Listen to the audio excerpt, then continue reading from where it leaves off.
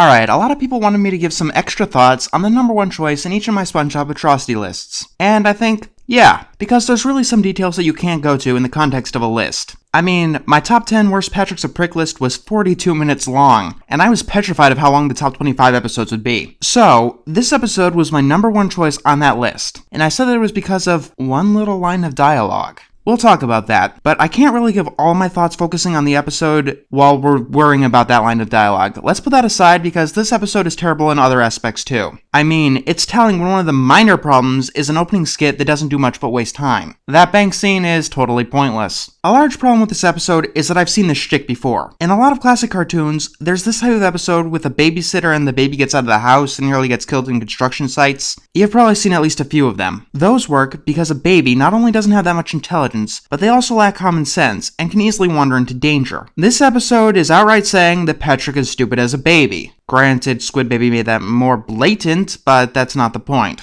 When you're making a stupid character, you should probably establish some ground rules to what they do or do not know. Dan from Dan Vs. does this beautifully. Having an asshole or a stupid character on your show is essentially playing with fire, as we've learned here. And Dan has both of those traits, and they deal with it masterfully. But back on topic. This episode is telling me a few things. First of all, it's saying that Patrick is stupid enough to walk off a girder into fire. He is also stupid enough to not know how to count. He's stupid enough to walk into Goo Lagoon for no reason. Wait, that's not stupidity. Stupid people don't do things for no reason. They do stupid things for stupid reasons. And that's probably one of the bigger problems with this episode. Patrick is doing stupid things for no reason whatsoever. That's essentially the main rule of making any stupid character. They have to do stupid things for stupid reasons. Also, there's one more reason that this plot doesn't work. Patrick is just as big of a fan of Mermaid Man and Barnacle Boy as SpongeBob. I'm pretty sure that he would think the card is valuable too. And that brings us to my main problem with the episode. Now, I'll say, without that line of dialogue, this episode would still be on the list because it's aggravating to watch Patrick insufferable stupidity. It's also not pleasant watching SpongeBob try to disprove Darwinism. Here's the exact line. SpongeBob, you can't always expect my usual brand of stupidity.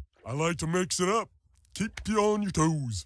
Now, the bottom line is that it's a painfully unfunny joke and a stupid line any way you slice it. The real question is, how serious can you take it? And that goes into how serious you think the writers were. I mean, there are other lines like this. I mean, in Slide Whistle Stooges, someone tells Squidward to go assault his own baby. I'm not even kidding. Most people infer this line to mean that Patrick knows that he's being stupid. But with him saying that he likes to mix it up to keep SpongeBob on his toes, I have no choice but to think that he's doing all these stupid things on purpose. Hell, him being aware of his stupidity is even confirmed in a later episode when Squidward asks him, "Just how stupid are you?" and he says, "It varies." So, how seriously can you take this line? Well, you can take it very seriously, like Patrick is purposefully tormenting SpongeBob as part of some sick joke or something. The real question is, how seriously should we take it? Here's the thing. This line is used to handwave Patrick walking into Goo Lagoon and falling off a metal girder towards some fire. He definitely did those things on purpose because I like to mix it up.